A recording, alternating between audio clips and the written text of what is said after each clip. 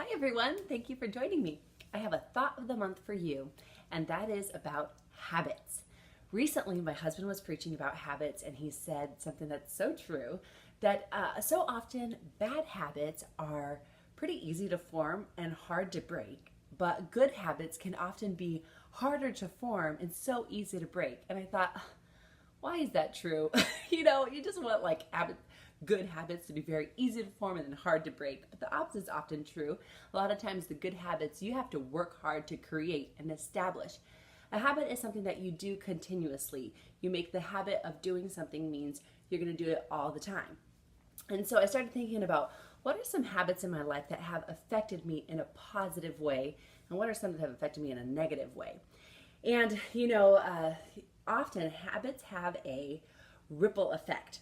Say you decide to start making a habit out of running or exercising, and you're regularly doing that. You often then want to start eating healthier and getting more rest, and those are positive things that come as a ripple effect of working out.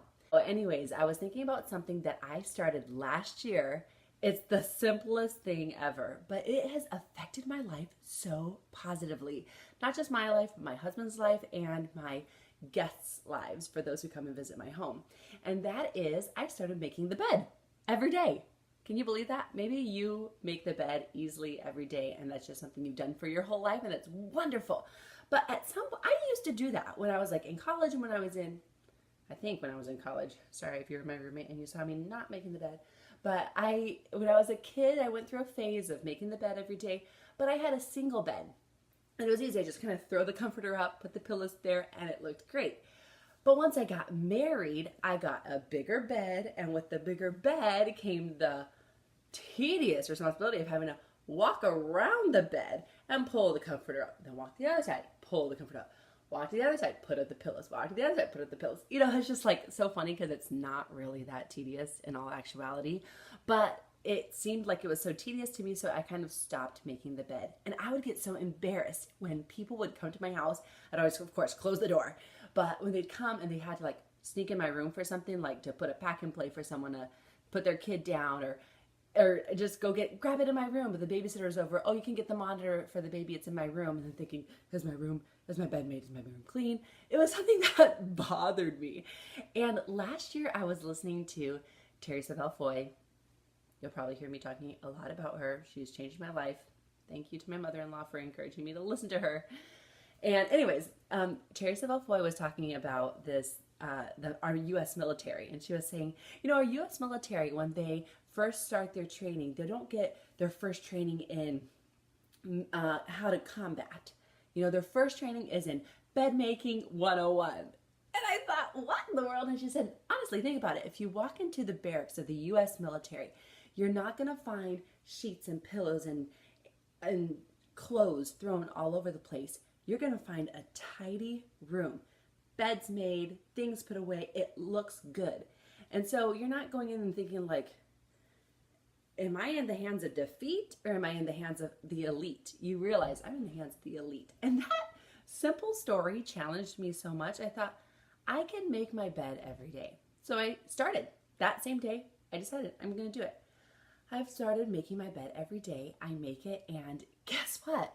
It has had a good ripple effect in my life because once my bed is made, I see, oh, there's clothes on the ground. That doesn't look good. Throw them in the hamper. Put them away. Oh, there's stuff on the dresser. It's just all over the place. I clean it up. Oh my gosh, there's dust everywhere. I dust things. And it's because I've made my bed, my room all over is looking so much better on a consistent basis because I've made my bed every day. Ben, I'll give you some credit, my incredible husband. Some days he makes the bed and it's wonderful. I'll take a shower and I walk in, the bed is made. I'm like, wow, the bed is made. Thank you so much. It looks so great. But it's so funny when people come over to my house now, I'm not embarrassed if they open my door. Sure, even if there are some things scattered around, the bed is made and it looks good, and I'm not so embarrassed. The babysitter needs to get the monitor. Hey, you can just go in my room. If anything you need to go in my room, go in there, fine. I feel totally confident about it because my bed is made. So it's been a habit that's the simplest thing, but it has changed my life. It's impacted my life in a very positive, healthy way. So this is it's such a simple thing, kind of makes me laugh. Another habit I'll share with you that I started last year that has really had a good effect on us is I have set aside Mondays as our laundry day. So my husband knows every Monday I'm doing laundry. So if there's something to be washed, like, okay, Monday's laundry day. And it kind of has even refreshed me in the sense that I don't have to be thinking like, oh, when am I going to do laundry? When am I going to do laundry? Suddenly, the next thing you know, it's been weeks since doing laundry. You've got so much to do. Well, Monday's laundry days. And just having that habit of doing the laundry every Monday has helped me and my family a lot. So think about this. What is a habit, a simple habit that you could start creating, you could put into practice every day, make something a habit in your life that could have a positive ripple effect in your life and affect you so positively? And then think about, what are the habits that you do need to break, and you need to start working on those, and you need to start asking God for help and guidance. But you know what? My challenge is start with one thing. I often get, confession time, I often get very overzealous, maybe overexcited, and I'm like, I'm going to start doing all these things. I'm going to eat salads every single day. I'm going to work out every day, which I do try to do these things, but I get so excited, like, I'm going to do this, I'm going to do that, I'm going to do this, I'm going to do that every single day. And it just, after a while, things pick up and it gets overwhelming for me, and I haven't stuck with that one thing. But if you can find one habit, one little habit, my biggest challenge for you is if you don't have the habit of spending time with God every day, reading your Bible every day, that should be the number one thing that you do. Get a Bible reading plan. Choose a time of the day and just say, every day, this is set aside for time alone with God. Because that will be the habit that will have the biggest impact on your life. I promise you that. That is for sure. Spending that quality time with God every day. And then think about any other little habit that you would like to start. And I challenge you for this month of March. Hey, it's the beginning of March.